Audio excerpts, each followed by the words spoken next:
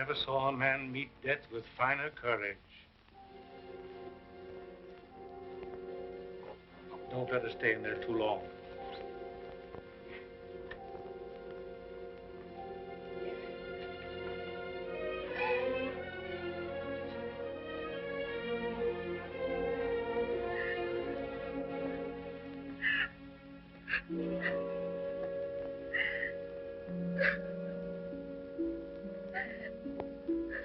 Dearest,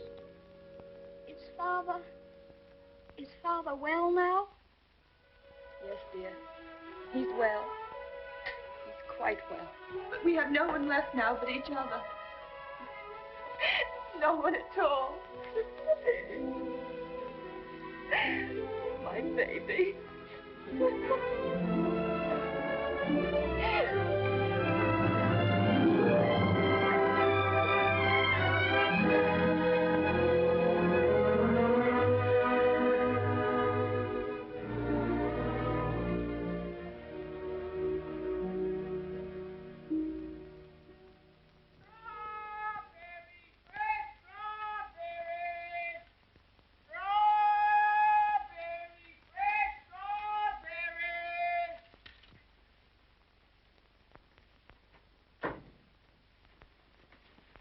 Please, Mary, won't he? Ah, the darling. To think of him getting the like of that for his birthday. Sure, he'll be the happiest boy in all Brooklyn till he falls off of it. Yeah.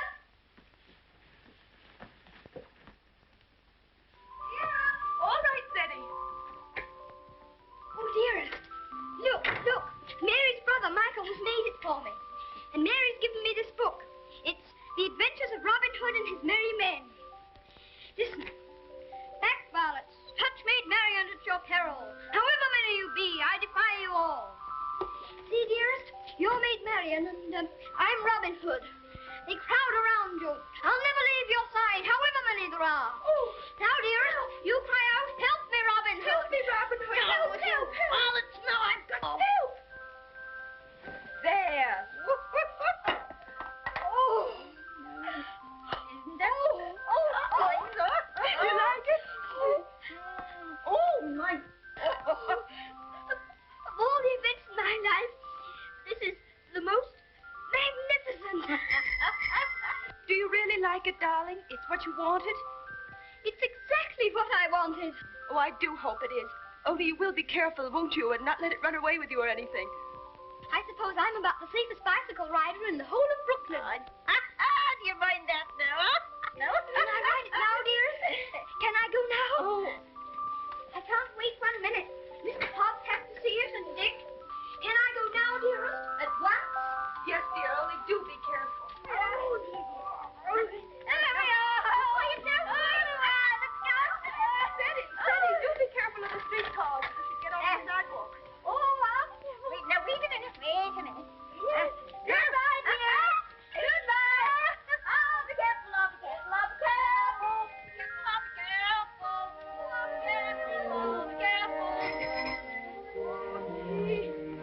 Good morning, Mrs. McGillicuddy. Good morning, Seddy. A very good morning. How are your bones today, Mrs. McGillicuddy? Oh, none too good after the rainstorm yesterday. Oh, they ate last night something cruel. Ties me up in knots, the rain does. Does it? How very peculiar.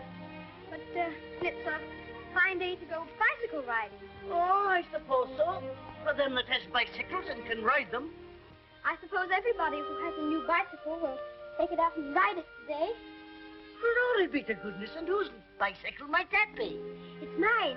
It's my birthday present from dearest. Oh, it's a daisy show. Fine enough for the president to ride. And it has all the latest improvements. Oh, sure, it sounds like the bells of St. Patrick. Sure, it's the luckiest boy in the world, John. Well, I'll have to be going. Oh, I nearly forgot. Please choose my apple now, Mrs. McGillicuddy. But would you mind keeping it for me until I get back? Sure.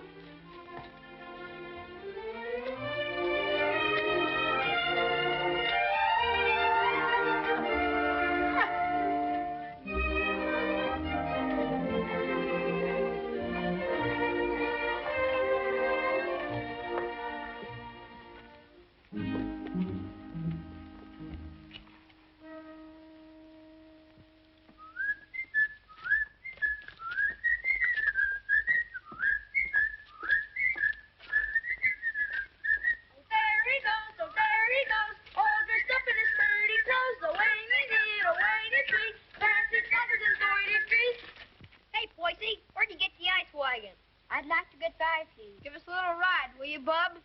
I'm sorry, no.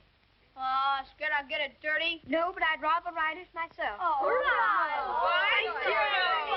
Hey, English, when'd you get back from dear old London? I'm not English. I'm an American. Now, where'd you get that kind of gab? My father was English, if it's any of your affair. Oh, does your mother know you're out? Don't you dare talk about my mother. Mama said, Mama said, Mama said. I think you'd better take your hand off that wheel. Want to make anything out of it? I want to make you get out of the way. Oh. You don't dance, you sissy cat. Sissy cat. Wait a minute, Steady. Don't let him bluff you. I'll be right there.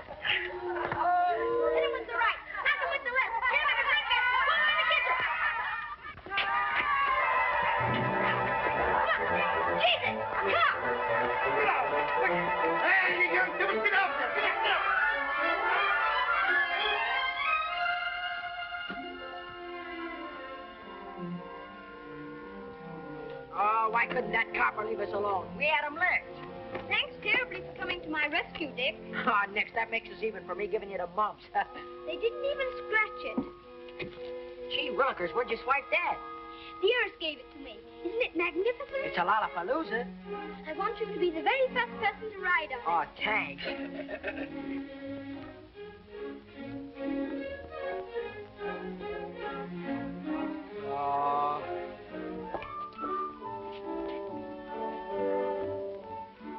Thank you very much for your assistance, Mr. O'Brien. It's a pleasure, Shetty, my lad. Of course, I think we might have won anyway. Sure, and don't I know it? But I had to keep you from committing murder. I tell you what, Dick. I'll just go once around the block, and then you can ride it down to Mr. Hobbs' store. Make it later, 'cause right away I gotta go see my brother Ben off. He's going out west. Who is he? Where? Texas? No, Chicago. Oh, that would be splendid. Riding Mustangs and shooting bears. Here's my brother Ben now. Come on, Dick. I've got to leave. Well, come on down to Mr. Hobbs' store as quickly as you can.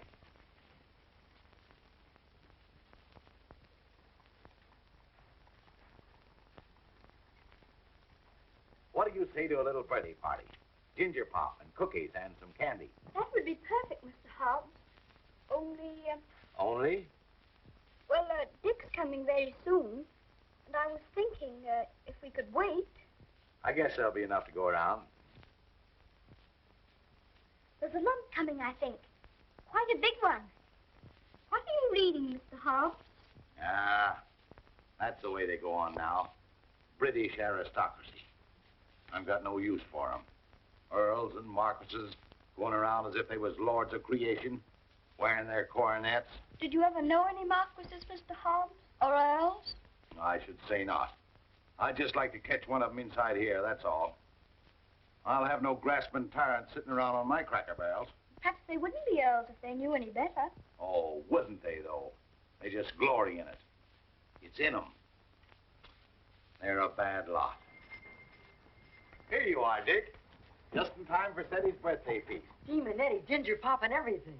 Here's to your health, Teddy. Many happy birthdays. Thank you very much, Mr. Hobbs. Why, Mary. Come on home, darling. The mistress is wanting you. Oh, glory be. Would you look at your face? I'm very sorry, Mr. Hobbs, but I shan't be able to stay for the feast. Is there anything wrong with Dearest? Not at all, so there's nothing the matter with her. What's happened, Mary? Now, don't be asking me any questions. Queer, strange things happening to us. If you'll forgive me, Mrs. Errol, you must not disregard the great position to which your son has fallen heir through the death of his uncle, your late husband's brother. But what it amounts to, Mr. Havisham, is that you want to take my boy away from me. Mrs. Errol, you must remember that I'm acting quite impersonally and simply as the lawyer of the Earl of Dorincourt. The Earl of Dorincourt disowned his son and has refused to recognize his grandson until now. Why should I give up my boy? Oh, I'm afraid I've been very stupid, Mrs. Errol. I should have told you. My instructions are that you shall accompany Lord Fauntleroy to England. Oh. However, I must remind you that Lord Dorincourt is not very friendly toward you. He's an old man and has always had very strong prejudices against America and Americans. He was bitterly opposed to his son's marriage. He's fixed in his determination not to see you. You live at the lodge, and a suitable income will be provided for you. The only stipulation is that you make no attempt to visit your son at the castle, nor even enter the park gates. There's your sister, Mary. Hello, Bridget. Why, what's the matter? Mrs. Michael, it's worse. There's no money. We can't pay the rent. I don't know what I'm going to do about the children. I'll let you not be bothering me now, Bridget. I've more important things to attend to. I wonder what your husband's wishes would have been in this matter. You knew my husband? Yes, I knew Captain Errol well and liked him, as everybody did. He was greatly attached to his old home. Yes, I know. He, above everyone, would have appreciated what this means to your son, the very great advantages he'll have. Yes, you're right. My husband would have wished it. Mr. Havisham, I must ask you to let me tell Teddy about this in my own way and in my own time. He must never know his grandfather dislikes me. If he did, it would make it harder for them to be friends. Very well. Your son will thank you for this when he's a man. I hope his grandfather would love Teddy. He has a very affectionate nature and has always been loved.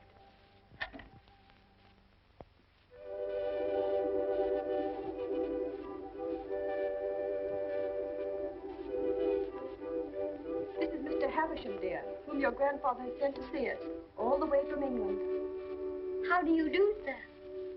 So this is little Lord Fauntleroy.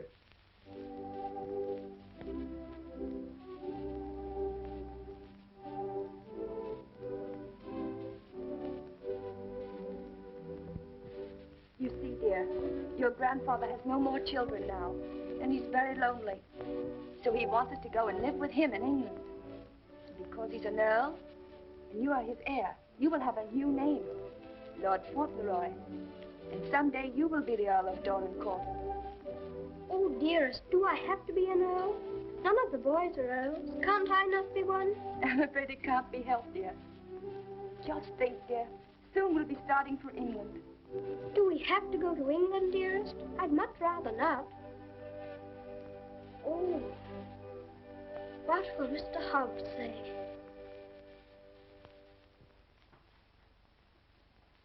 Anything else, ma'am? How much is your table butter? 13 cents a pound, ma'am. 13.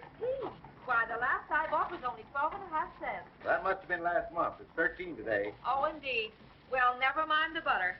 Heavens and earth, if prices go any higher, we'll all starve to death. Nay. Good day, ma'am. Hello, Teddy. What's the matter?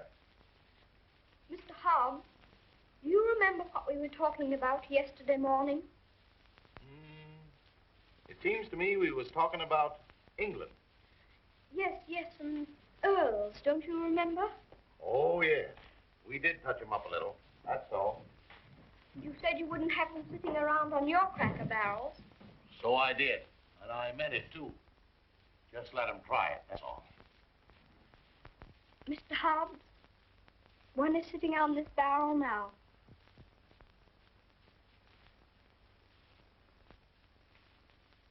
What?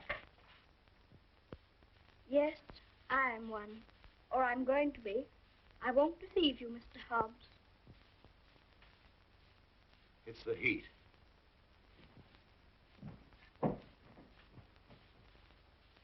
It is a hot day. How do you feel? Got any pain? Thank you, I'm all right. I'm sorry to say it's true, Mr. Hobbs. Mr. Havisham, he's a lawyer, came all the way from England to tell us about it. My grandfather sent him. Who is your grandfather? I couldn't very easily remember it, so I wrote it down.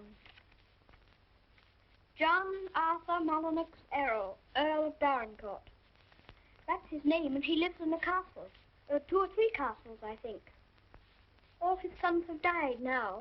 That's why I shall be an earl. Now I'm Lord Fauntleroy.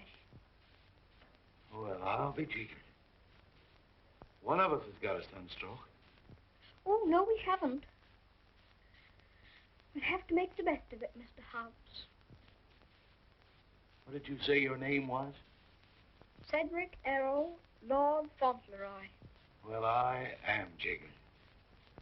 Well, you always did talk more English than American. You think there's no getting out of it? I'm afraid not, Mr. Hobbs. Dearest says that Father would wish me to do it. But if I have to be an earl, I can try to be a good one. I'm not going to be a tyrant, Mr. Hobbs. And if there's ever to be another war with America, I shall try and stop it.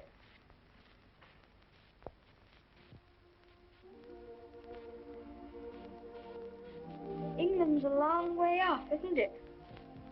It's across the Atlantic Ocean.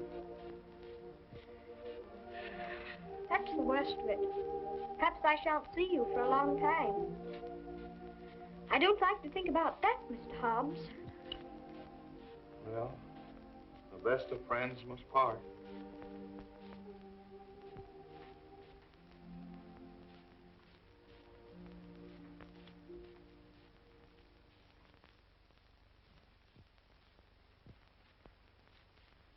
I'm afraid, Mr. Havisham, our American food must seem very strange to you. A little, Ma'am. I find that muffins are biscuits and biscuits are cookies. But the cooking's excellent. And after all, it's the company that makes a meal exquisite, not the food. Thank you, Mr. Havisham. When you're an earl, you'll give splendid dinners in one of the most beautiful castles in England. Do you know, I'm not sure I know exactly what an earl is. And I think if anybody's going to be one, he ought to know, don't you? Would you mind explaining it to me? Well, someone is made an earl generally because he's done some service to his sovereign or some great deed. Oh, that's like the president. Oh, is it? Is that why your presidents are elected? Yes, sir. When a man is very good and knows a great deal, he's elected president. Then they have torchlight processions, and bands, and everybody makes speeches. I used to think perhaps I might like to be president, and I never thought of being an earl. No, being an earl is rather different from being a president. An earl is generally of very ancient lineage. What's that? Very old family. Extremely old. Oh, that's like the apple woman. 100, I should think. She's of such ancient lineage, it'll surprise you how she can stand up. And the rain makes it worse. The first Earl of Dorincourt was created an earl hundreds of years ago. Well, that was a long time ago, wasn't it, dear? Many earls have been very brave men and have fought in great battles. I should like to do that myself. My father was a soldier and a very brave man, as brave as George Washington. I'm glad earls are brave. That's a great fountain. Would you excuse me a moment, please? There's someone I must see. Oh, certainly, of course. There's another advantage of being an earl. Some of them have a great deal of money. That's a good thing to have. I wish I had a great deal of money. Do you? Why? Well, there's so many things a person can do with money. A little tent to put her stall in, and a stove. And I'd give her a shawl, because then her bones wouldn't feel so badly. And what else would you do if you were rich? I'd buy Dearest all sorts of beautiful things. Dearest?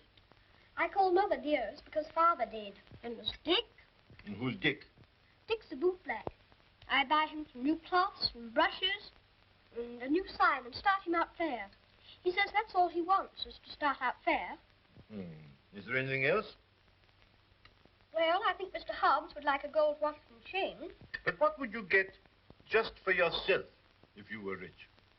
Isn't there one particular thing you've dreamed of having? Yes. A pony. But I suppose that would be too much to even dream about. I'm so sorry. A poor woman who was in trouble came to see me. Oh, is it Bridget? Yes, dear. I wish we could do something for her. She has 6 children, and her husband is out of work. He has inflammatory rheumatism, and that's the kind of rheumatism that's dreadful. Before I left Dorincourt Castle, the Earl said that if you expressed any wishes, I was to gratify them and give you anything you desired. Now, here are £5. In your money, $25. If you have any desire to assist this poor woman, I'm sure your grandfather would wish it. Can I have it now? Can I give it to her this minute? May I be excused, please, dearest? Yes, Eddie. Bridget! Bridget, wait a minute. Here's the money. My grandfather gave it to me. It's for you. That's a great deal of money, Mr. Havisham. We've never had very much. I'm just beginning to realize the great power Seti will have. Such a child still. I'm a little afraid. I think from what I've seen of him, that you have nothing to fear. Or I hope not. He mustn't be spoiled by all these wonderful changes.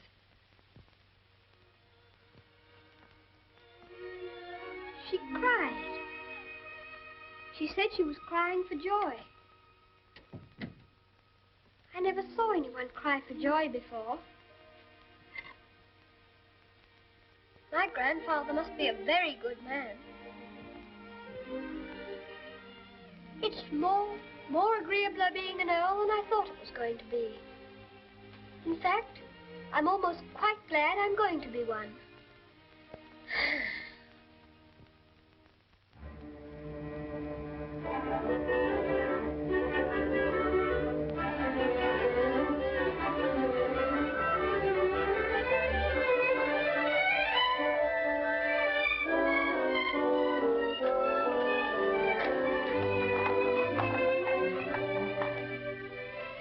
We always liked that little house, didn't we, dearest?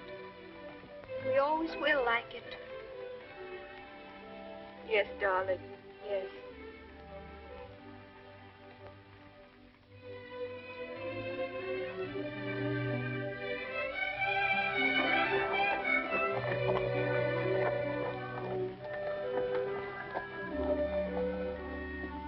I've come to say goodbye. I have to go to England to be a lord, and I shouldn't like to have your bones on my mind every time it rains. Oh, bless your dear little heart with all your kindness to me. The Bones is as quiet as anything. Can I give you a kiss for that? Of course.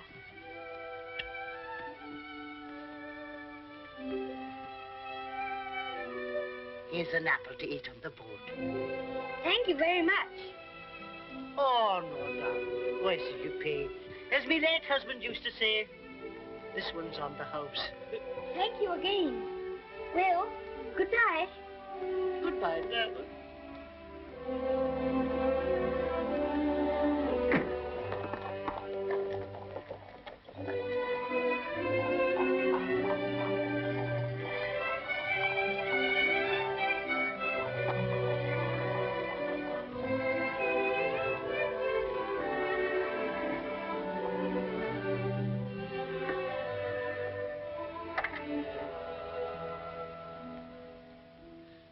Well,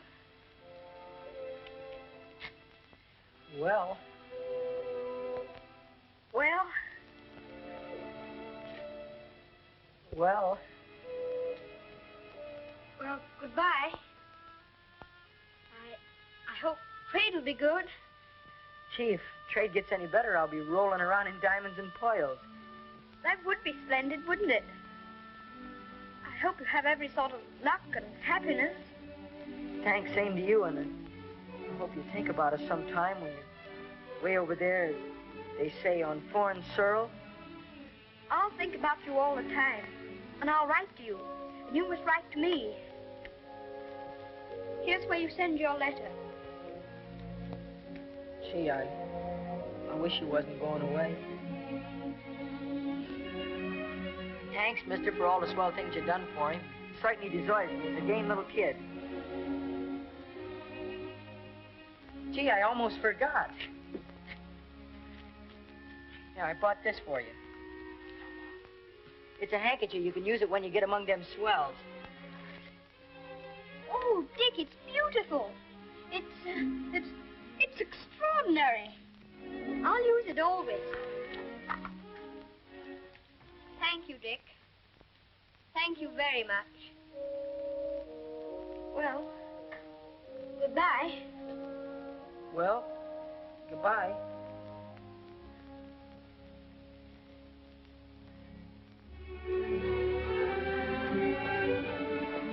Would you mind very much not going in with me? I think this time I'd better be alone. Certainly, I quite understand.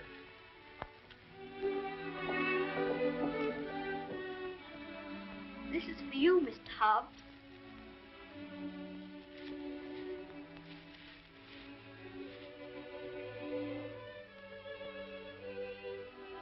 It'll look fine when you're smoking it. Why, Sadie, that's just what I wanted for a long time. This is my real present, Mr. Hobbs.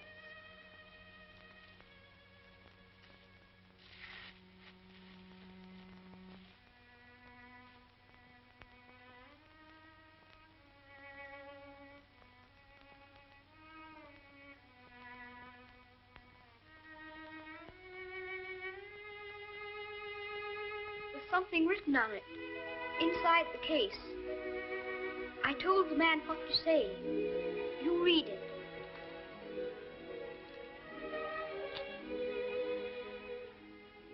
From his oldest friend, Lord Fauntleroy, to Mr. Hobbs. When this you see, remember me.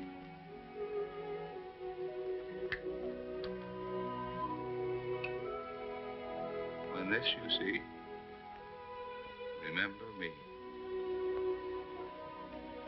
I don't want you to forget me. Oh, I won't forget you. Don't you go and forget me when you go over there amongst those British aristocracy. I shouldn't forget you, whoever I was among. I hope you'll come to see me. Perhaps my grandfather will write and invite you. You wouldn't mind him being an earl, would you?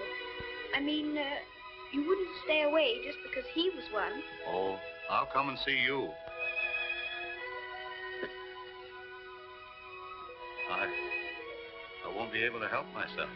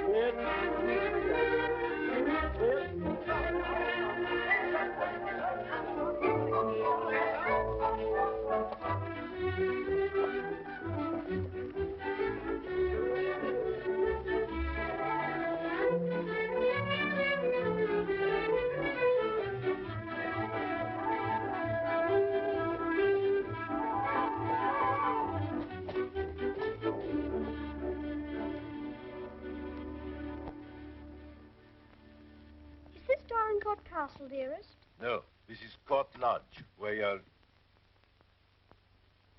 Here's Mary. We had a splendid time in London, Mary. I'm so glad you came before us, Mary. We don't feel so strange finding you here to welcome us. I'm sure it is a great happiness I wish you, ma'am, in your lovely new home. This is Mrs. Baines, the cook, ma'am, and that's Susan, the parlour maid. I'm sure we'll do everything, ma'am, to make you comfortable. Oh, I'm sure you will.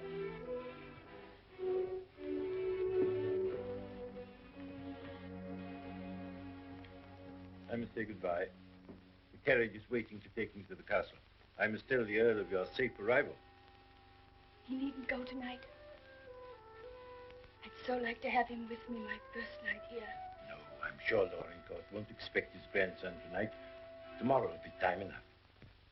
I dread so to tell him that we're not going to live together anymore. I'm a coward, I know, putting it off so long, but it's the most difficult, the most cruel thing I've ever had to do.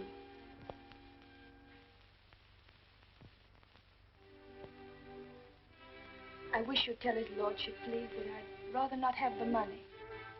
You mean the income he wishes to settle on? I have a little money of my own. It's quite enough to live simply on. I must accept the house, of course, because that makes it possible for me to be near Seti. I'm grateful to him for that, but... He'll be very angry. He won't understand it at all. I think he will understand. He must understand that I can't accept money from a man who hates me so much that he's separating me from my boy. I'll deliver your message.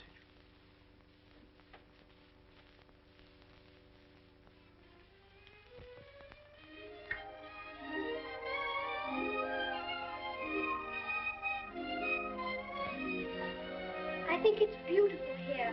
Don't you, dearest?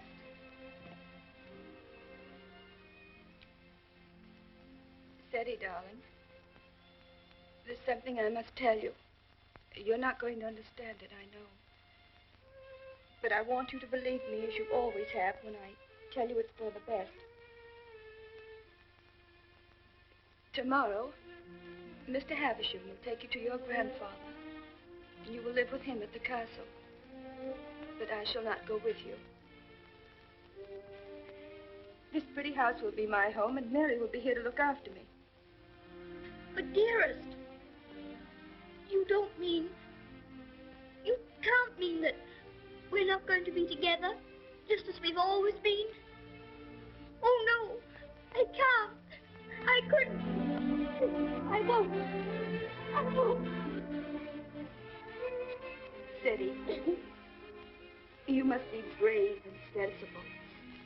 If there are some things you can't understand now, you'll understand them later. It's best for you to live there. There are good reasons why it is. You mean you want me to go away from you? Of course not, darling. But now you're growing older, and we must trust and help one another without asking any questions. You know, Seti, your grandfather loves you, wants you to love him. He's so kind, he wants you to be happy and to make other people happy. But, dearest, I can't be happy without you. But you won't be without me all the time. I'm not far from the castle here. You'll run in and see me every day. You'll love the castle. There'll always be something new and interesting to tell me. And I'll have things to tell you. Oh, Seti, we'll have such good times together. We'll be finding things out, both of us. We'll be explorers. Yes. Like Mr. Stanley and Mr. Livingston. That'll be exciting. Every night, when it grows dark, I'll put a candle in the window to guide you through the jungle, Mr. Stanley.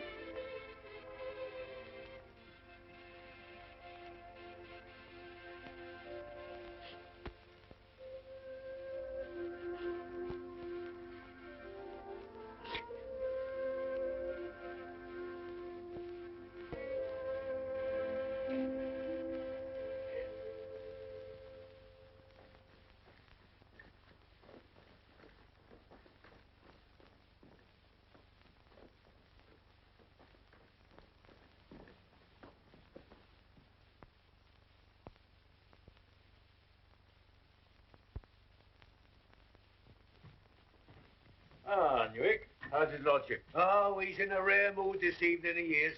He told me to evict all the tenants if they weren't paid up. Oh, I dare say that'll be a job to your liking.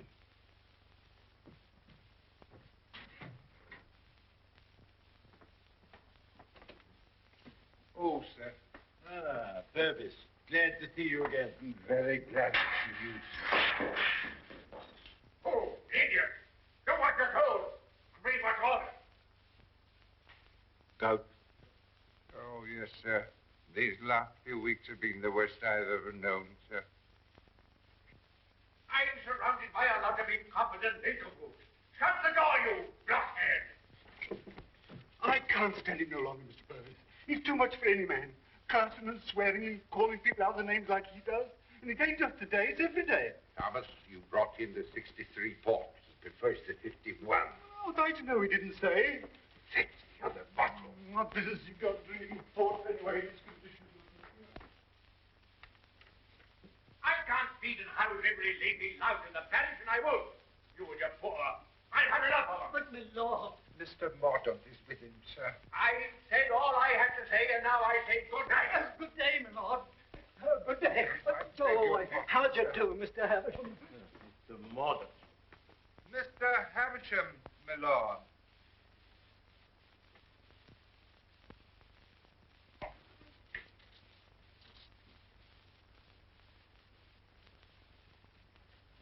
Well, Havisham, Lord? come back, have you? Put that cushion right for me, will you? Careful.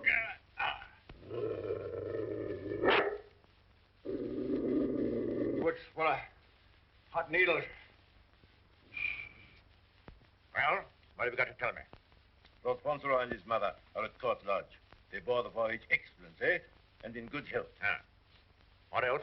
His lordship remains with his mother. I'll bring him to the castle tomorrow. Oh, go on. Tell me everything. What sort of a lad is he? Never mind about the mother. What sort of a lad is he, I say? It's rather difficult to judge the character of a child of 9. A fool, huh? Clumsy cub. I don't know much about children, but I thought him rather a fine lad. Healthy? Well grown, eh? Apparently healthy, quite well grown. Straight limbed, well enough to look at. Rather handsome, my lord, as boys go. Ah. Although I'm scarcely a judge. I dare say you'll find him a little different from most English children. Oh, no doubt of that. American children are the most impudent and worst brought up in the world. I've heard that often enough. In his case, I would hardly call it impudence. The difference is, I think, that he's lived more with older people than with children. And I should call it a mixture of maturity and childishness. Exactly. Beastly, impudent, bad manners. That's what it is. I have a message to deliver from Mrs. Errol. I want none of her messages. The less I hear of her, the better. But this is rather an important one. She prefers not to accept the income you propose to settle on her. What's that? What do you say? She says it's not necessary. That the relations between you are not friendly. Not friendly? I should say they were not friendly. Mercenary, sharp-voiced American. Lord, you could hardly call her mercenary. She's asked for nothing. Ah, all done for effect. She thinks she can wheedle me into seeing her. Thinks I should admire her spirit, but I don't. She shall have the money sent to her whether she likes it or not. She won't spend it. I don't care whether she spends it. She shall have it sent to her. She shan't tell people that she's got to live as a pauper because I'm doing nothing for her. Huh?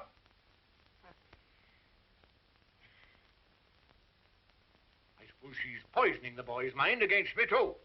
No. I have another message that will prove to you she's not done that. I won't care.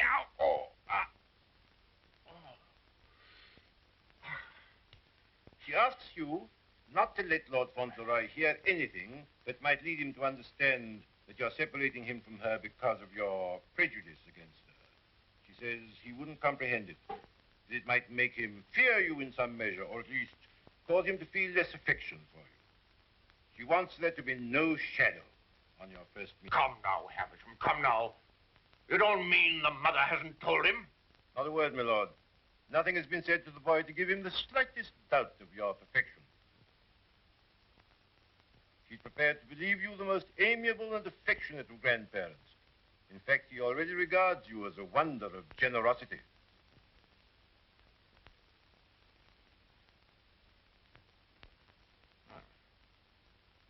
Huh? I would suggest, my lord, that Fauntleroy's impressions of you depend entirely upon yourself. I make a further suggestion, that you'll succeed better with him if you take care not to speak slightingly to him of his mother. The boy's only 9. Nevertheless, those 9 years have been spent at his mother's side. She has all his affection. So he thinks me generous, eh?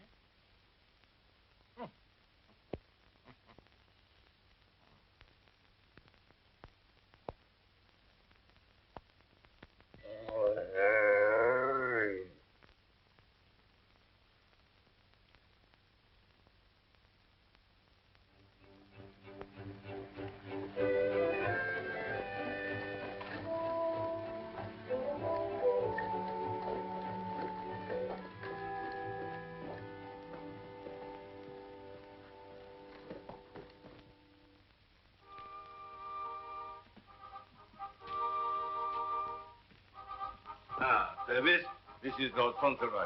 My lord. How do you do? Thank you, my lord.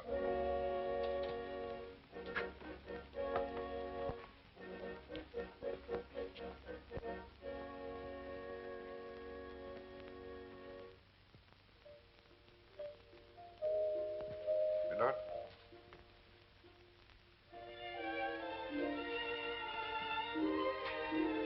This is Lord Fauntleroy, Mrs. Mellon. Lord Fauntleroy, this is Mrs. Mellon, the housekeeper. How do you do, ma'am? I should know his lordship anywhere, sir.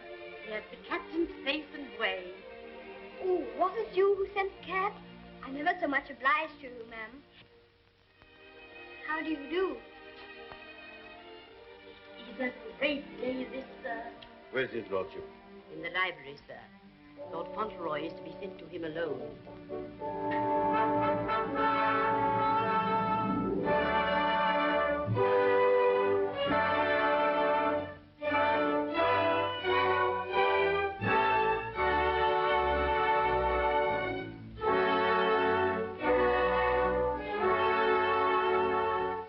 Lord Fauntleroy, my lord.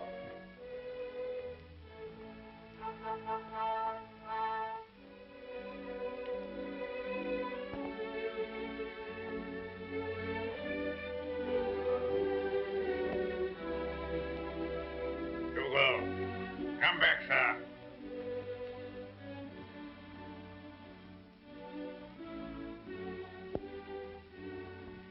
How do you do, sir?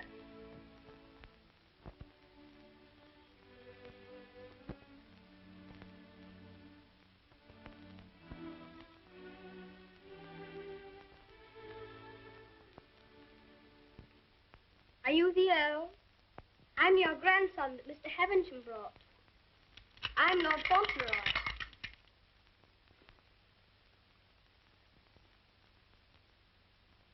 I hope you are quite well. I'm very glad to see you. Ah, you're glad to see me, are you? Yes, very.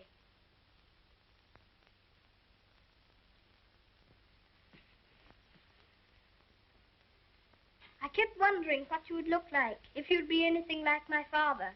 Oh, and am I? Well, I don't think you are, very. You're disappointed, I suppose. Oh, no. Of course you would enjoy the way your grandfather looked, even as kind to him as you've been. Oh, so I've been kind to you, have I? Yes. I'm ever so much obliged to you about Bridget and the apple woman and Dick. Bridget, Dick, apple woman? They were particular friends of mine. You know, they were the ones you gave me all that money for. The money you told Mr. Havisham to give me if I wanted it. Oh, the money you were to spend as you liked, eh? So you spent it all on these people, did you? Bridget, Dick, and the apple woman. Yes, and I gave Mr. Hobbs a gold watch and chain and a pipe. I put some poetry in the watch. It was, "When this you see, remember me." I'm going to miss Mr. Hobbs very much. Who is Mr. Hobbs? He was our grocer. Fancy vegetables and groceries, you know. He's my closest friend. Mr. Hobbs is a very clever man. Do you know he can recite the Declaration of Independence right through? Oh. What's the matter? I just remembered you might not like to hear about the Declaration of Independence. I forgot you were an Englishman. Huh? You forgot you were English too, didn't you? Oh, no, I'm an American. You are English. Your father was an Englishman. I was born in America. You have to be an American if you're born in America. You don't... I beg your pardon for predicting you. Mr. Hobbs says that if there's ever to be another war, that I should have to be an American. But I promised him that if there were to be another war, I should try to stop it. You would? Dinner is served, my lord. Now, be careful, man. Be careful. Careful, man, careful. Oh. Oh.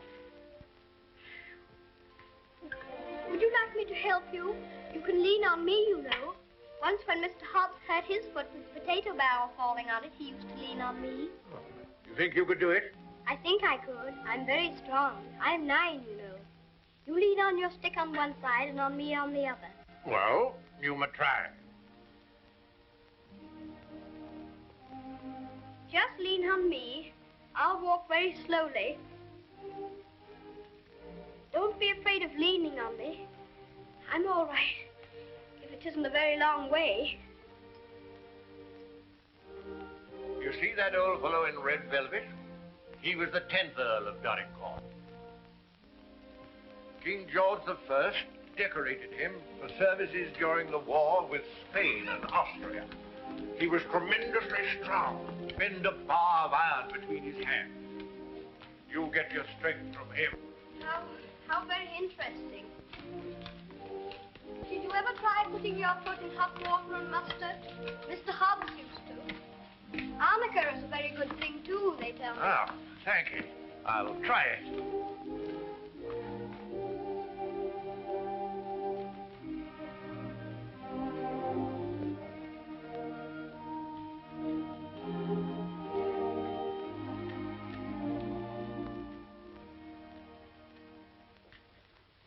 It is warm, isn't it? A person can't help getting warm in the summertime. Great heavens! What's that? It's a present from Dick. Isn't it beautiful? When this I see, I shall always remember Dick. Yes, I should think you would. It's a bit difficult to forget him. Dick's a professional bootblack. You'd like him. He's so square. Square? He wouldn't cheat anyone or hit a boy under his size. Huh? Very praised were they. Thank you.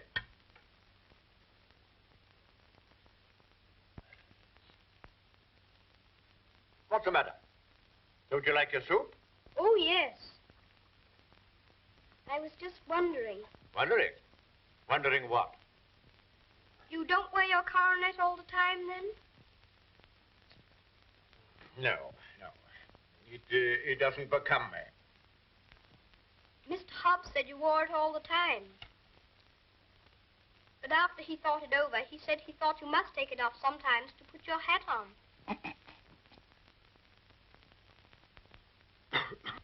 Yes, I take it off occasionally.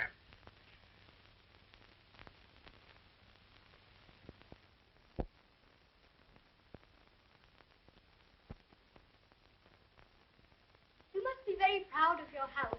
I never saw anything so beautiful. But it's a very big house for just 2 people to live in, isn't it? No? You think it's too large? Well, I was only thinking that if 2 people lived in it who are not very good companions, they might get a little lonely sometimes. Thank you. Do you think I shall make a good companion? Yes, I think you will.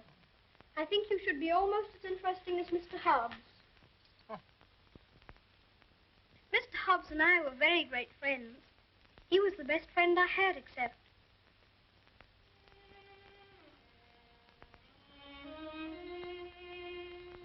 Fauntleroy, what are you thinking of? I was thinking of Dearest. Who is Dearest? She is my mother.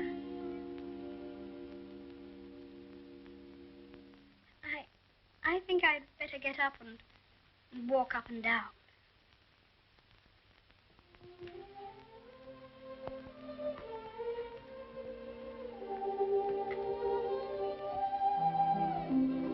He's a very nice dog. He's my friend. He knows how I feel. How do you feel?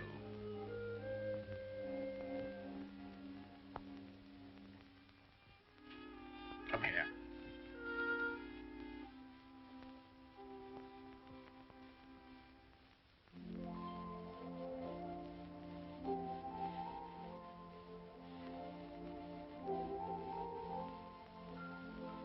You see, I never was away from my own house before.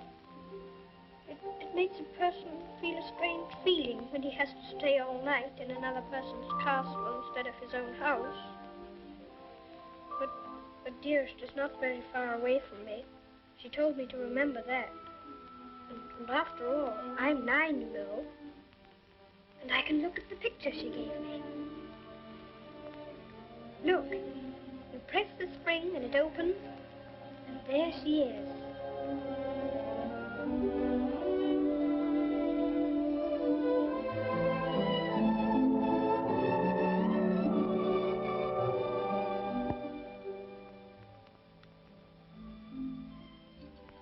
I suppose you think you're very fond of her. Yes, I do think so, and it's true. Mr. Hobbs and the others were my friends.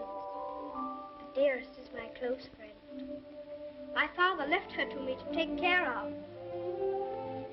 When I'm a man, I'm going to work and earn money for her. Oh. What do you think of doing? Well, I did think of going into business with Mr. Hobbs. But I should like to be president. We'll send you to the House of Lords instead. Well, if I couldn't be president, and if that's a good business, I shouldn't mind. The grocery business is dull sometimes. Yes, so's the House of Lords. But it's the business that every Earl of Dorincourt goes into. I shall have to talk to Dearest about it.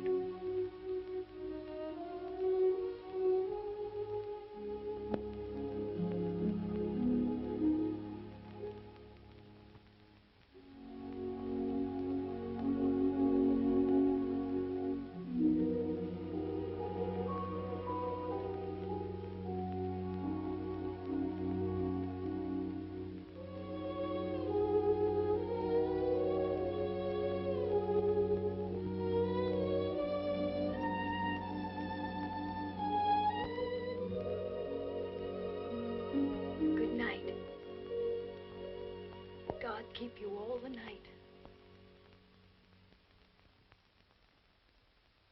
Morning, Thomas. Good morning, sir. His lordship? In the library, sir. And such goings on I never heard in all my life. Do you think it'd be all right for me to see him? Oh, yes, sir. He's expecting you.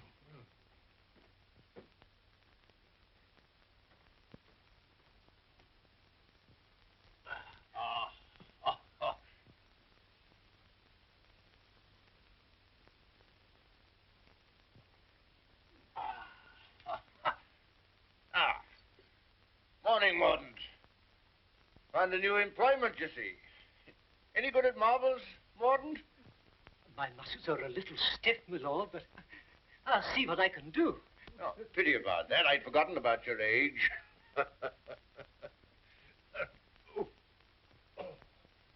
This is the new Lord Fauntleroy. Fauntleroy, this is Mr. Mordaunt, rector of the parish. I'm very glad to make your acquaintance, sir. I'm delighted to make your acquaintance, Lord Fauntleroy. Well, what is it this morning, Mordaunt? Who's in trouble now? It's one of your tenants, my lord. Higgins of Edge Farm. York has told him that if he doesn't pay the rent, he must leave the place. He's a bad tenant. Always behind, Newick tells me. He's devoted to his wife and children. If the farm is taken from him, they may literally starve. That's like Michael. Huh? I forgot we had a philanthropist here. Come here. What would you do in this case? Well, if I were very rich, I should let him stay and give him things for his children. Nonsense. You're Lord Fauntleroy. Time you learn to deal with these situations. You can write, can't you? Yes, but not very well. Well, go over to the desk and write Newick his orders.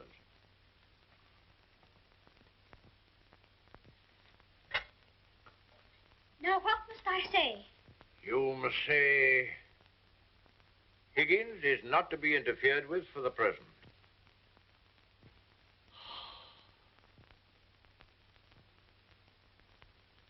And sign it Fauntley.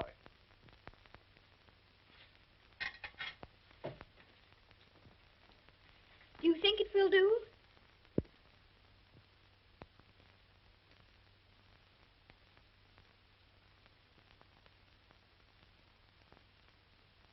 Yes. Higgins will find it entirely satisfactory. Mr. Hobbs always signed his letters that way, and I thought I'd better say please. Is that exactly the right way to spell interfered? Well, it's not exactly the way it's spelled in the dictionary, but... I was afraid of that. Yes, Higgins won't complain of the spelling. I think you must be the best person in the whole world. Don't you, Mr. Mordaunt? I shall write and tell Mr. Hobbs. Oh, what'll you tell him? I shall tell him I think you're the kindest man I ever heard of. And that you're always thinking of other people and making them happy. And that I hope when I grow up I shall be just like you. Just like me.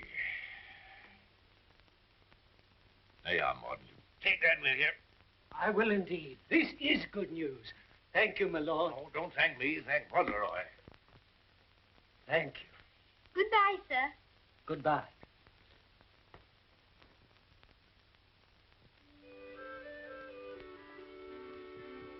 May I go to see dearest now? I think she'll be waiting for me.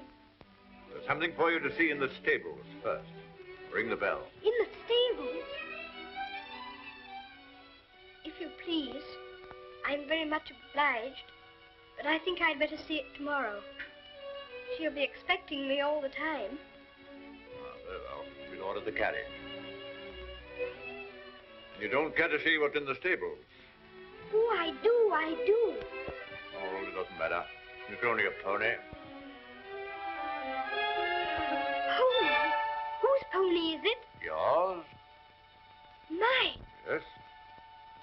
Oh, I never thought I'd have a pony. I never thought that. How glad dearest will be. You give me everything, don't you? Wouldn't you like to see it? Of course I want to see it. I want to see it so much I can hardly wait. But I'm afraid there isn't time. You must see your mother this afternoon. You can't put it off till tomorrow? Why, she's been thinking about me all morning, and I've been thinking about her. Oh, you have, have you? I'll ring the bell.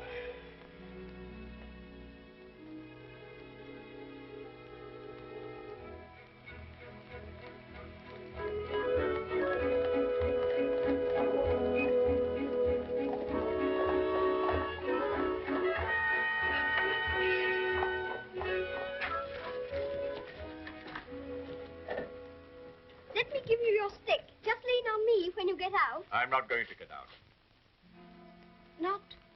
Not to see dearest? Dearest will excuse me. Go and tell her that not even your new pony would keep you away.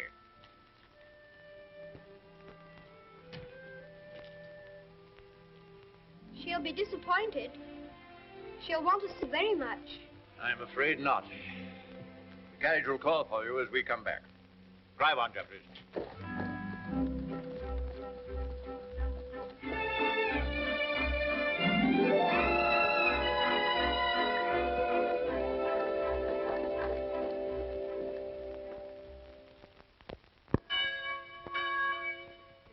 Shame, uttered from his own mother. Cook at Court Lodge was telling Sarah she'd never have worked for a sweeter lady, Mrs. Errol. The letter was written by the little gentleman his own self, signed with his name too. Fauntleroy, as large as life. The little precious. Aye, that's the mother. Pretty young thing, too. Good morning, ma'am. Good morning. God bless you, ma'am. Thank you. Good morning, ma'am. Good morning. It's his lordship coming to services. That's a new notion.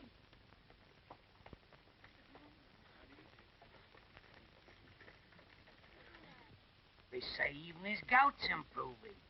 Look at the young lord. He's Captain Frederick all over again. He's the captain soft of a life. How glad the people are to see you. Take off your hat, boy. They're bowing to you. To me? How do you do? Good morning, Lord. God bless your lordship. Long life to you. Thank you. Morning, Lord.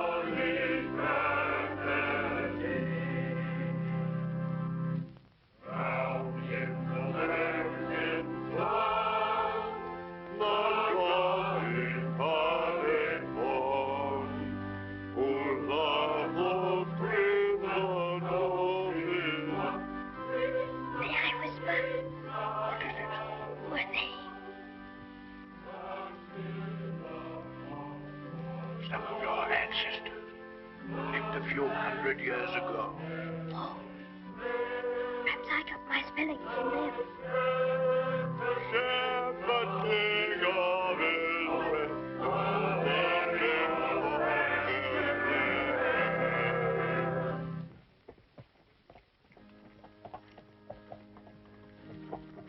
Well, Higgins?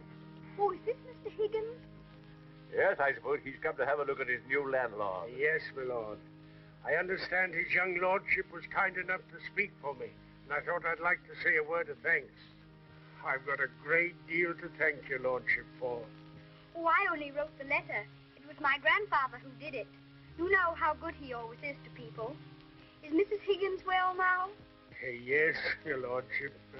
The missus is better since the trouble was took off her mind. My grandfather was very sorry about your children having the scarlet fever. You see, Higgins, you people have all been mistaken about me. Lord Fauntleroy understands me. If you want a little reliable information on the subject of my character, apply to him. Get in the carriage, Fauntleroy.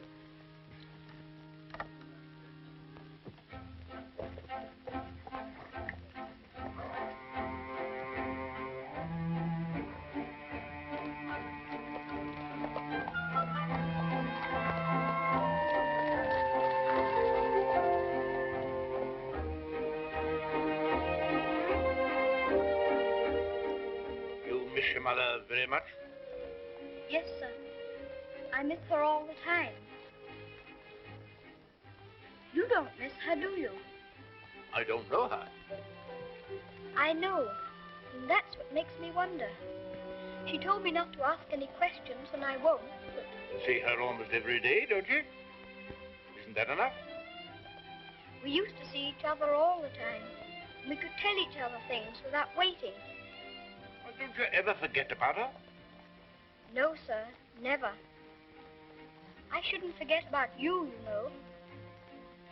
If I didn't live with you, I should think about you. All the more.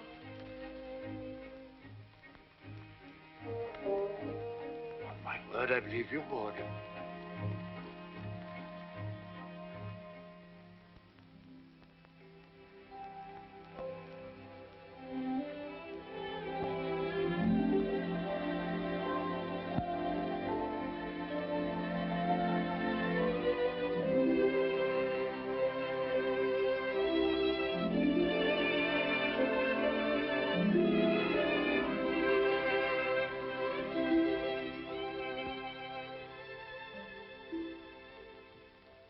such a good Earl, he reminds me of you.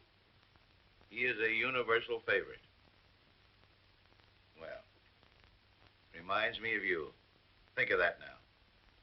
He's known this Earl only a little while, and we was lifetime acquaintances. I don't know as I want him to be reminded of me by this Earl. They've been using influence on him, I bet you. You're right. They got twisty ways, those aristocrats. They'd wheedle their little finger around your heart as soon as look at you. All for their own purposes, mind. It's a pity they're making an oil out of him. Yeah. He would have been a shining light in the grocery business. A shining light. Do you know any particulars about that stuff like castles and oils? No, not much. Except they're haughty and mean. Sure is a Jim Dandy letter he wrote. Almost as good as seeing him. Only it ain't, of course. Oh, he was a plum daisy of a kid. I bet you sometimes he wishes he was back here. I do. You lonely? Oh, not so bad. Where you living now? Oh, me and two other fellas, we got a room in a lodging house. The other two fellas, they get drunk and fighting, but it's cheap. Oh, that's no sort of a place for a lad like you to be living. Now, look here. I got a clean, dry loft over my stable, and there's an old bed you can have. Why don't you come here and stay? Won't cost you a cent. Gee, do you mean that, Mr. Hobbs? Well, certainly I do. Yahoo! Gee, Mr. Hobbs, talking about oils, you ain't no oil, you're a prince. Oh, sure.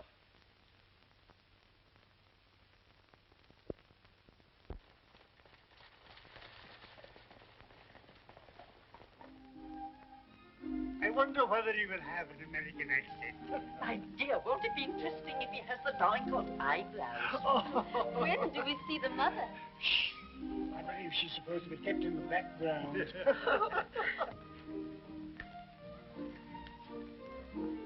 Well, Molyneux, is this the boy? Yes, Constantia, this is the boy. Fauntleroy, this is your great aunt, Lady Lorridale. How do you do, great aunt? How do you do, young man? You're like your father. I loved him more than most people in this wicked world. Oh, did you know my father? Know him, of course I do. Oh, then you must meet Dearest. She will enormously like to talk to you about him. You see, I was the only one she could talk about him to who knew him. And I was so small when he... Yes, Fauntleroy, this is your great uncle, Sir Harry Lorridale. How do you do, sir? Here you're fond of horses. I confess to you, Constantia, that what you'll probably see for yourself. There's a risk of my becoming rather an old fool about him. Becoming? By the way, the mother, what does she think of you? I don't know. I haven't asked her. You must come over to Lorridale Park one day and see us. There's some new cocker puppies in the kennels. You shall have your pick. Oh, thank you very much indeed, Uncle. Only Dougal might be offended. You see, he's very fond of me, and I really shouldn't like to hurt his feelings. Hurt his feelings. That's a good one. Did you hear that, Connor? Hurt his feelings. This is Miss Herbert Fauntleroy. I want you to be great friends with her. How do you do? Have you met Dougal? He shakes hands beautifully. Shake hands with Miss Herbert, Dougal. Oh, I see. He's a great friend of mine. I like making friends, don't you? Yes, I do. May I be your friend? And Dougal. Oh, yes, if you please. Okay, Lumbago, Fortescue. Better, I hope. Thanks. Much better. I've known Dorincourt as well as anyone could know him for 35 years. And that's the first time he's ever bothered to inquire about my health. Most extraordinary. Havisham, you're late. What's kept you? Beg your pardon, my lord. I was detained by extraordinary news. You? What? What news? Not now, if you don't mind. Later, my lord, later.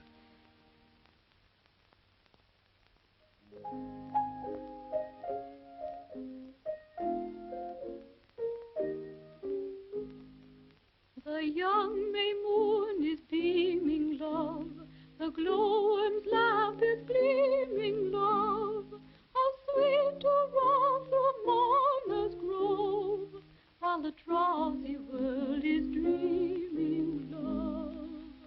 Then awake till rise of sun, my dear. The sage's glass will shun, my dear. Or in watching the flight of bodies of light,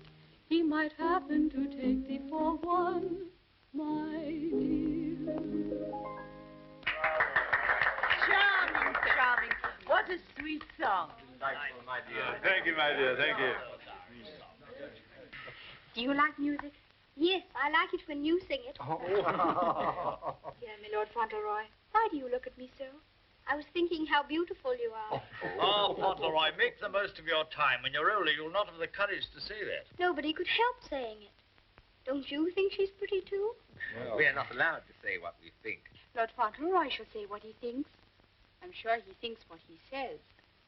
I think you're prettier than anyone I ever saw, except Dearest. I think she is the prettiest person in the world. I'm sure she is. And I must tell her how kind you've been to me. I never was at a party before, and I've enjoyed myself so much. Oh, I beg your pardon.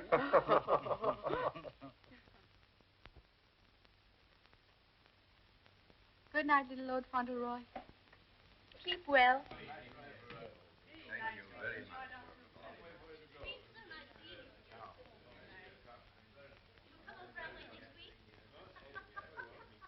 Good night. So glad you came.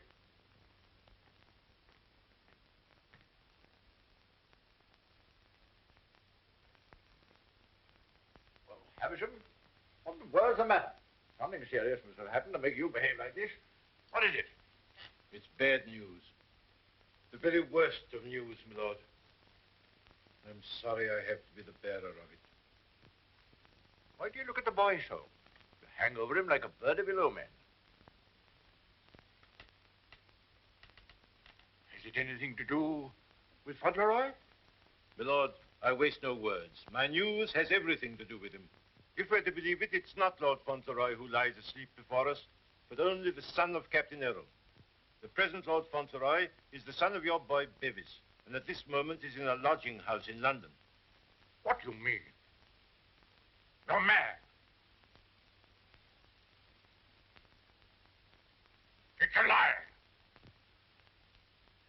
An abominable lie. If it's a lie, it's painfully like the truth. A woman came to my chambers this morning and told me that she married your son Bevis in London 11 years ago. She showed me the marriage certificate. The child was born shortly after Bevis deserted her and was taken by her to America. Oh, the woman's obviously an imposter. It's a trumped-up fraud. I'm afraid not, my lord. I saw the boy's birth certificate. She's, I'm afraid, a very ignorant person. But she's consulted a lawyer who advises her that her son is, of course, Lord Fauntleroy and the rightful heir. She demands that his claim be immediately acknowledged. I'll protest this to the last. I'll disown Bevis, his boy. I'll have nothing to do with him or his mother. You can't disown him, my lord. Nothing we can do can keep the eldest son's child from his inheritance.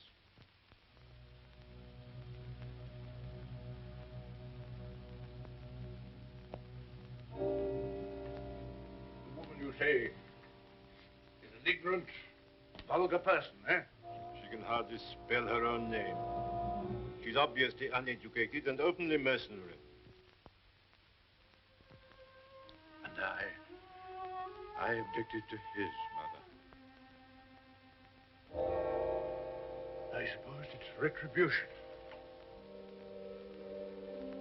If anyone had ever told me I could be fond of a child, I wouldn't have believed them. I always detested children. I owe them more than most. But I'm fond of him. Oddly enough, he's fond of me. You know, Havisham, I'm not popular. I never was. But he's fond of me.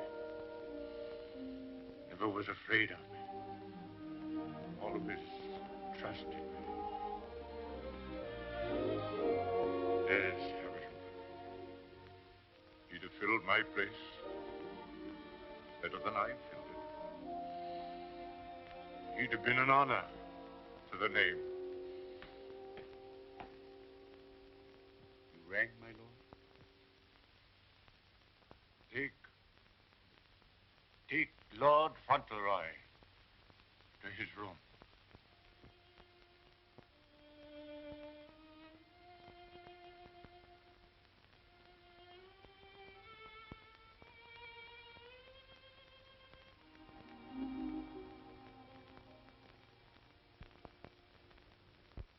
What a pity. The boy's a thoroughbred if ever there was one. I suppose you may say it's a judgment on Molyneux.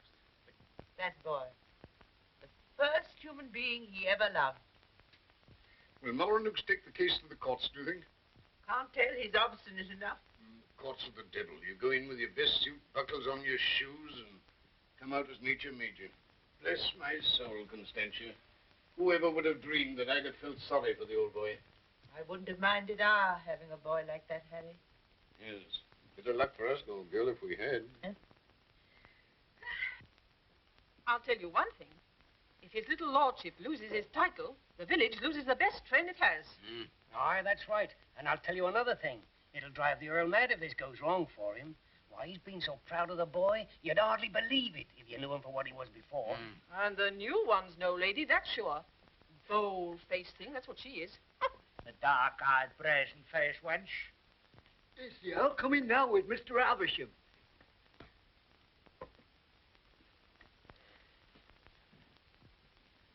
You've someone here calling herself Lady Fauntleroy. I want to see her. Ah, come the ways, my lord. This way, my lord.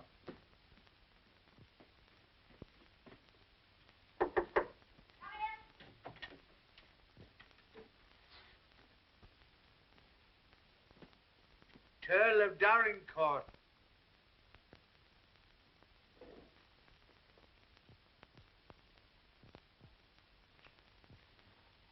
Pleased to meet you, I'm sure, my lord.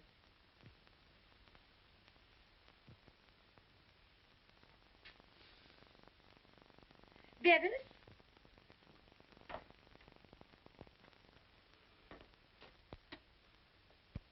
Go shake hands with your grandpa.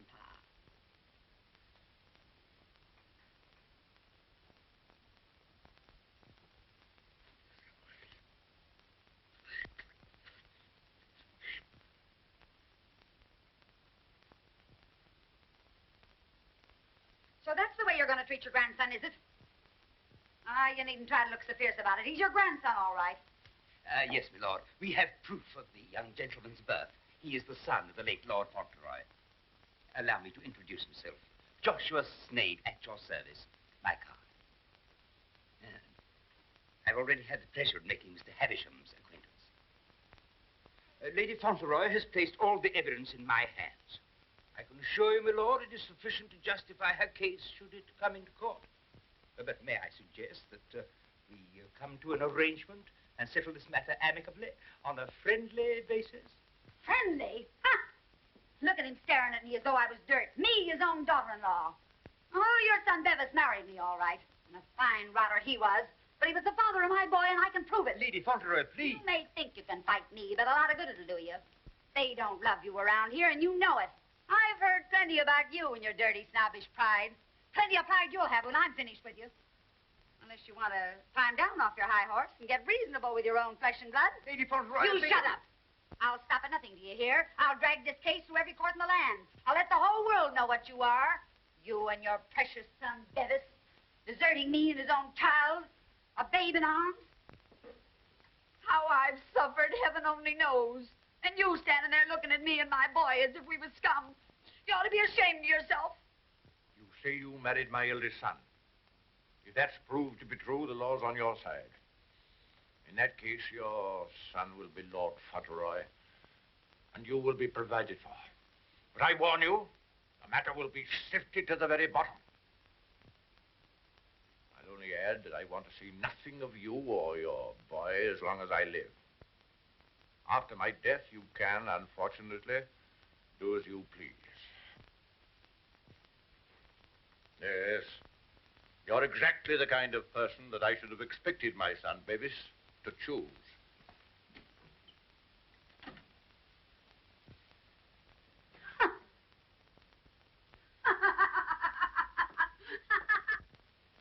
I'm afraid, Dorincourt, there can be no two opinions. At least that's how I see it. You agree, Semple? Yes, I'm afraid we can see it no other way. But it's monstrous. That woman, that boy, are utterly unfit.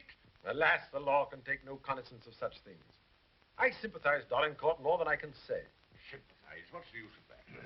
If we take it to the courts, you think there can be only one result? I'm afraid so.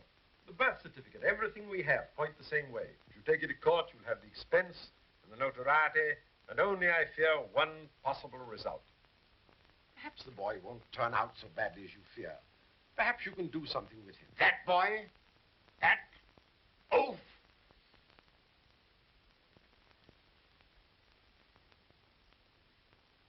With the other one.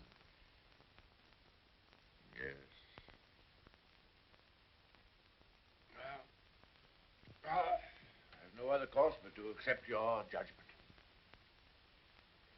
Come, Havisham. Thank you, my lord. And you, Mr. Semple.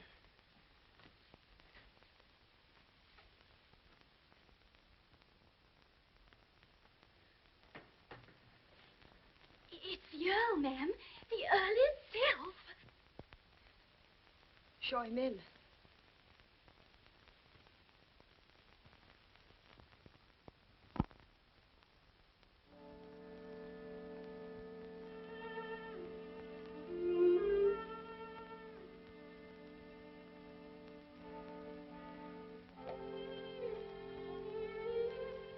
Mrs. Errol, I believe. Yes, I'm Mrs. Errol. I'm Lord Dorincourt. The boy is very like you. People have often said so. I'm glad to think he's like his father, too. Yes, he is. Like my son. Won't you sit down? Thank you.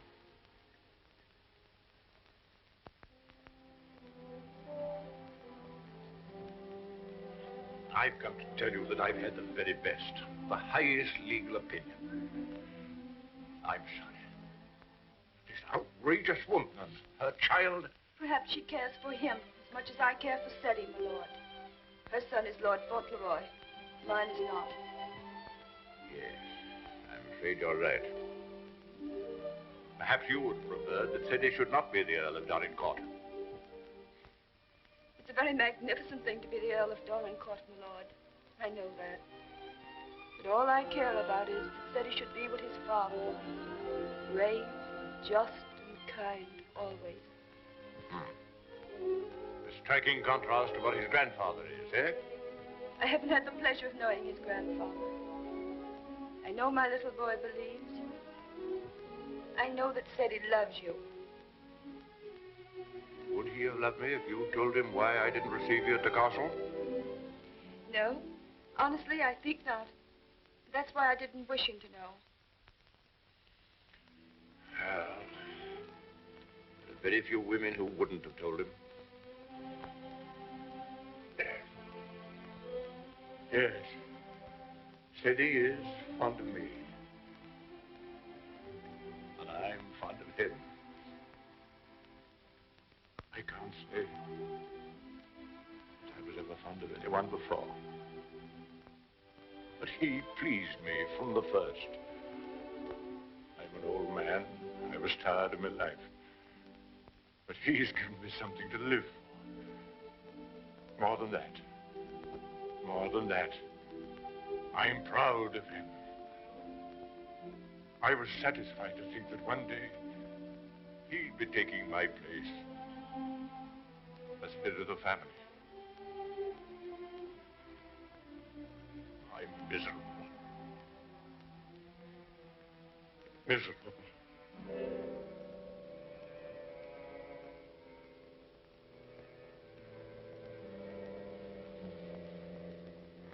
Much troubled, you must be tired.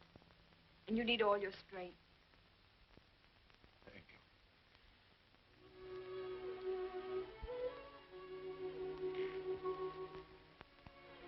Perhaps it's because I'm miserable that I've come to you. I used to hate you. I've been jealous of you. This wretched, disgraceful business has changed all that.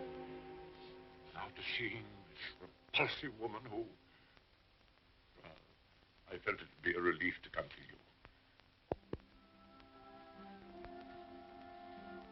An obstinate old fool, I suppose.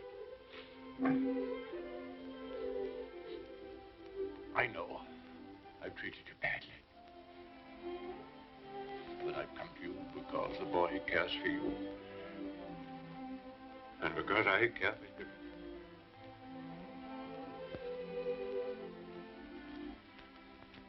treat me as well as you can. For the boy's sake.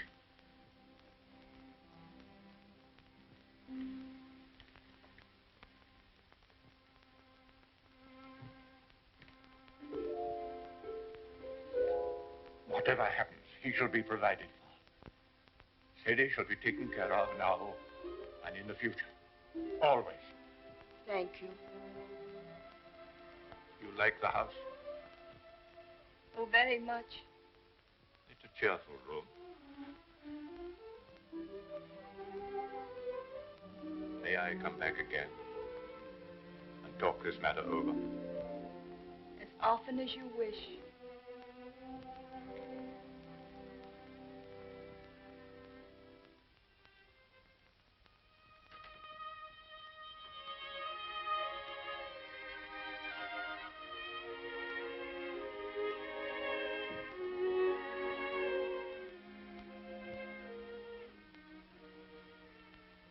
Heard bad news, haven't you? Yes. The worst. And I'm not Lord Fauntleroy anymore, am I? She's beaten me. Then the other boy, he will have to be your boy now, won't he? Like I was? No.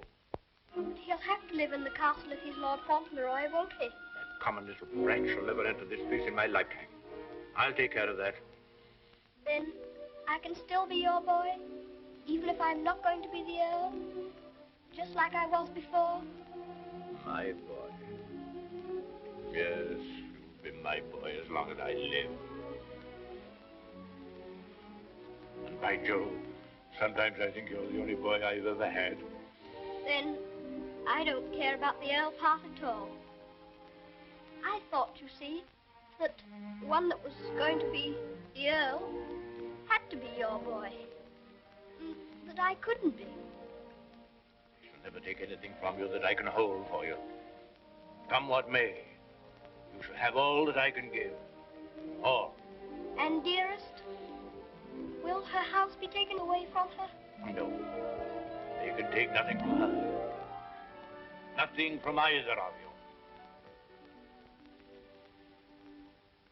Come. Time you were asleep.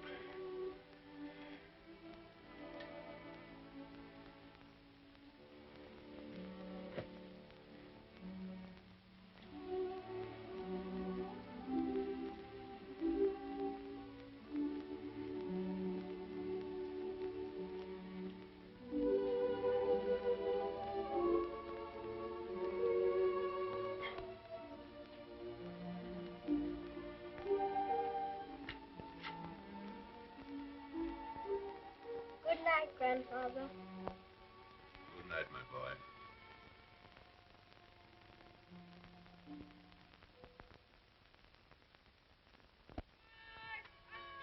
The aged Earl remains secluded in his castle and refuses to have any communication with the rightful heir. Oh, we know that stuff. They've been printing that for the past weeks. Is there anything new about SETI? Yes, here it says, the prospects do not look very bright for the false claimant, Cedric Earl of Brooklyn. Well, I'm jiggered. At last, they've succeeded in robbing him out of being an earl. I thought you was against oils. So I am. Ain't it just like him? Cheating the poor kid out of his rightful estates? Now, what's going to become of him? Well, I know one thing. He done everything in a well for me, and he can always come back here and have half of my shoe shining business. Well, now, I'll tell you, Dick. I'd always had it in my mind that said he would come in with me someday. He'd be a shining light in the grocer business. The new Lady Fauntleroy was formerly an actress. She is said to have played in New York and London. Continued on page 5. Here's a picture of her.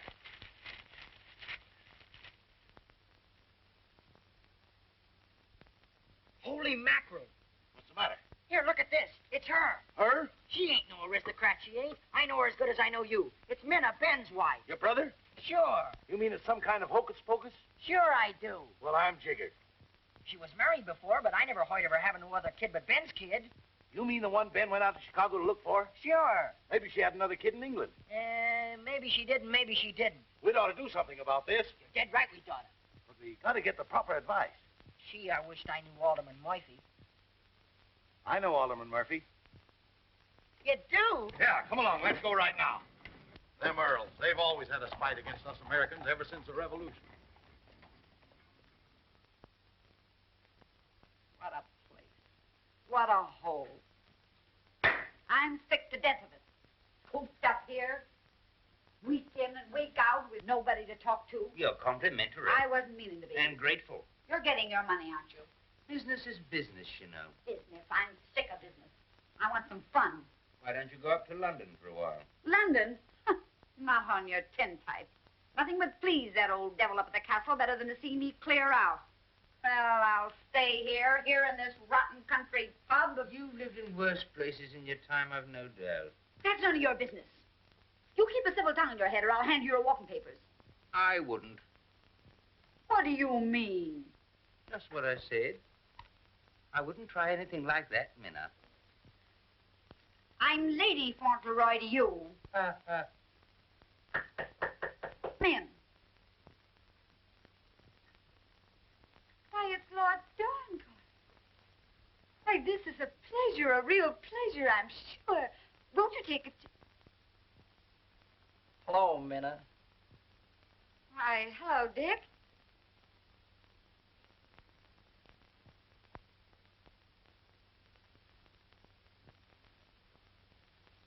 Hi, Ben. What are you doing here? Where have you been all this time? You know her? Funny if he didn't, seeing as how he was my second husband. Where's the child? What child? You know what child, our boy Tom. Oh, Ben. But you know, you must have heard. Someone must have told you. Told me what? It was pneumonia. Only 3 days and he was gone. It broke my heart. I meant to write you, but I didn't know where you were. If that's true, who is this boy you've got with you? That's none of your business, Ben Tipton. Can I see him? No, you can't. Tell us, please, why Mr. Tipton should not see your boy. Oh, hello, Uncle Dick. Well, I'll be jiggered. Mom, you shut up. You're a dirty pair you are, coming all this way to spy on me, trying to do me hurt. I'll have the law on you for the way you're hounding me. You. Silence! Come here, Tom.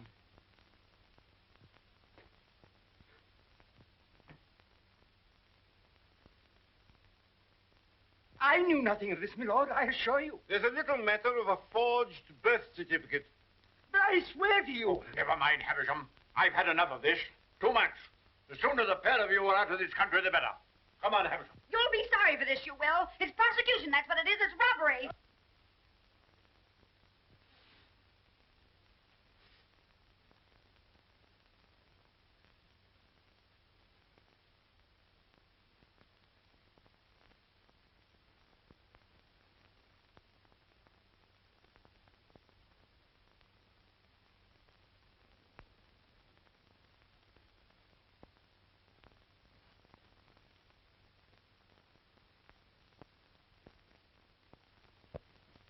This will be somewhat in the manner of a museum, my lord?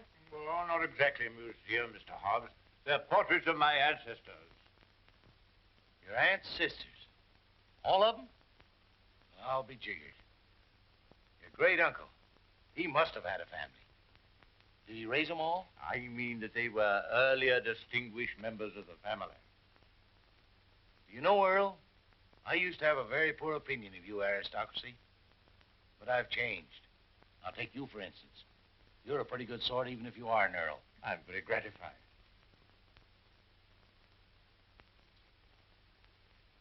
A bit gay, wasn't he? Yes. That's why I have the gout, Mr. Hobbs. Oh. And they was all Earls. And said he's going to be one. And own all this. And he'll be worthy of it, Mr. Hobbs. Sure he will. All these Earls. You know, I wouldn't have minded being one myself.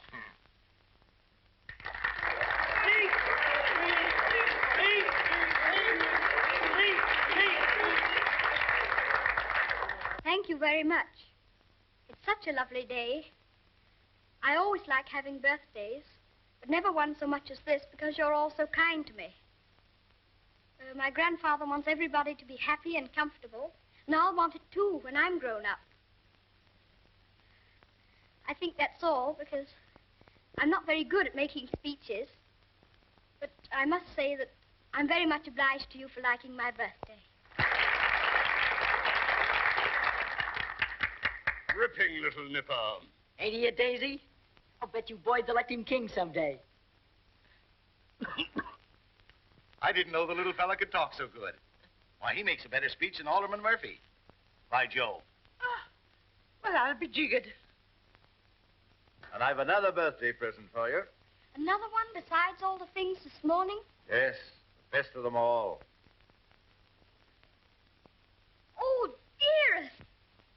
Oh, dearest! Oh, dearest, I was wanting you here. I was wanting you here so terribly much. Were you, darling? Fauntleroy, your mother's come to live with us in the... To live with us? To live with us for always? Are you sure you really want me? We've always wanted you, but we weren't exactly aware of it.